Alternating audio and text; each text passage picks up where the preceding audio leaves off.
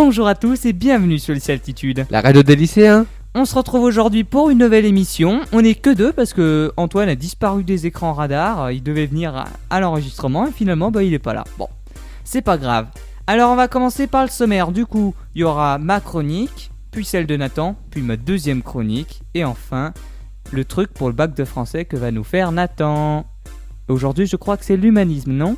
Il me semble que c'est ça, effectivement. Ok, et bien alors on va tout de suite commencer par ma chronique histoire. Et comme prévu, nous allons aujourd'hui voir la deuxième partie de notre série sur la colonisation. On observe un changement à la fin du XVIIIe siècle et au cours de la première moitié du XIXe siècle. En effet, les colonies suffisamment développées peuvent prendre leur indépendance. C'est le cas notamment des États-Unis d'Amérique en 1776, du Brésil en 1825 et du Mexique en 1821 notamment.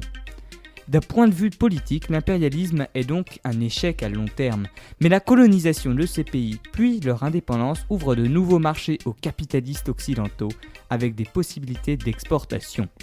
C'est la fin de la première vague de colonisation et c'est bientôt le début de la seconde vague de colonisation qui va être initiée par la France.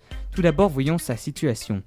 Elle est humiliée après la défaite en 1814 puis en 1815 et on a l'idée de redorer un blason, de reprendre du prestige par une guerre qui peut sembler facile contre l'Algérie. On va ainsi avoir l'exploitation d'un incident diplomatique en 1830 pour déclarer la guerre à l'Algérie. Une guerre qui durera plus de 18 ans et qui se terminera par l'annexion de l'Algérie en 1848 et sa subdivision en départements.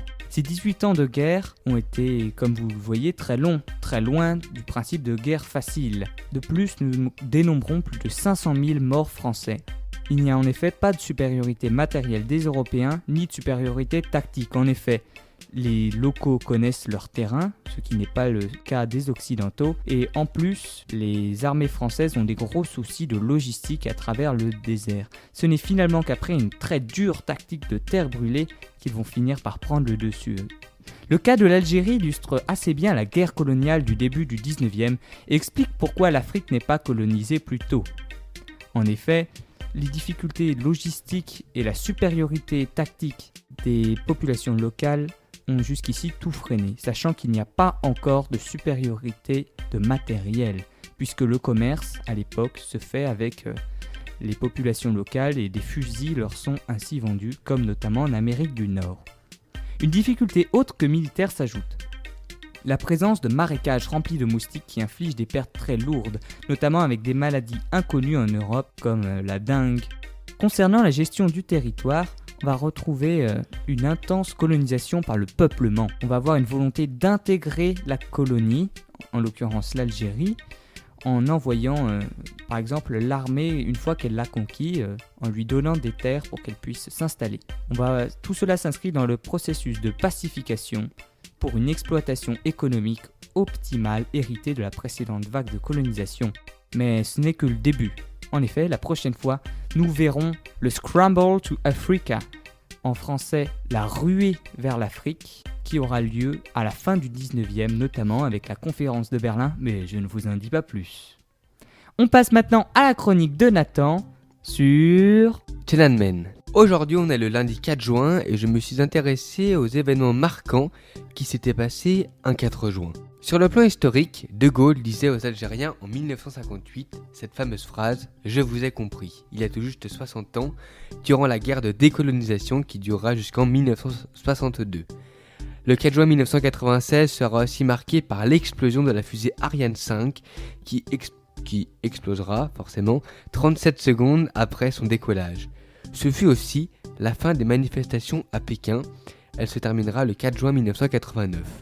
Voyons tout de suite ce que c'était et pourquoi a-t-elle eu lieu.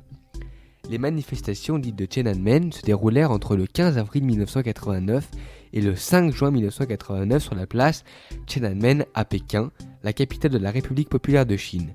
Elles se sont conclues par une vague de répression, parfois englobée sous l'expression de massacre de la pièce Tiananmen. C'est difficile à dire.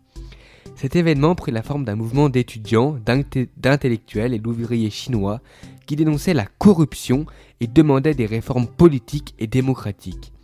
La contestation s'étendit à la plupart des grandes villes, comme Shanghai, et aboutit à Pékin, à une série de grandes manifestations et de grèves de la faim organisées sur la même place, Tiananmen.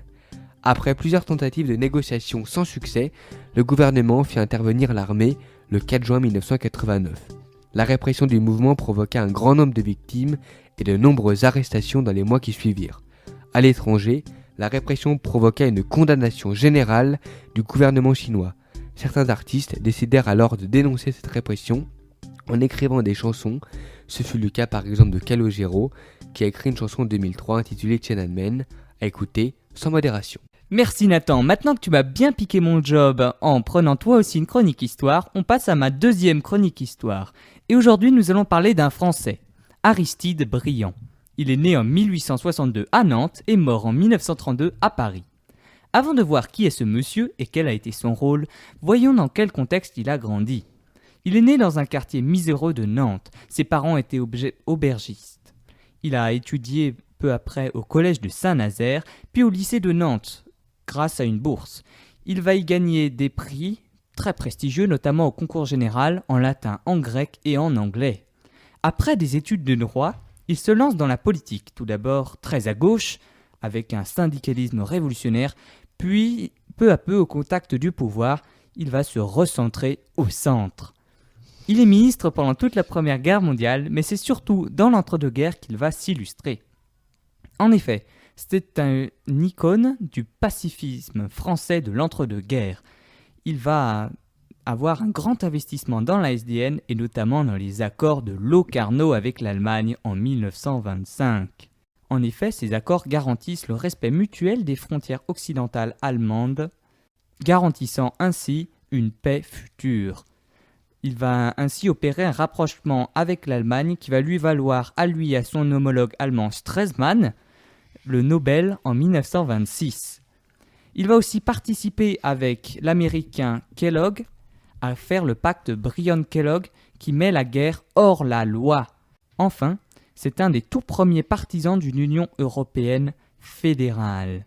Malgré son engagement dans cette cause, elle ne va finalement pas aboutir. Il mourra donc, comme je l'ai dit, en 1932, ne connaissant pas ainsi l'échec de sa politique. On passe maintenant à la chronique sur l'humanisme par Nathan. Oui, vous le savez peut-être, l'humanisme, c'est un mouvement qui débute au XVIe siècle et qui remet l'homme au centre du monde.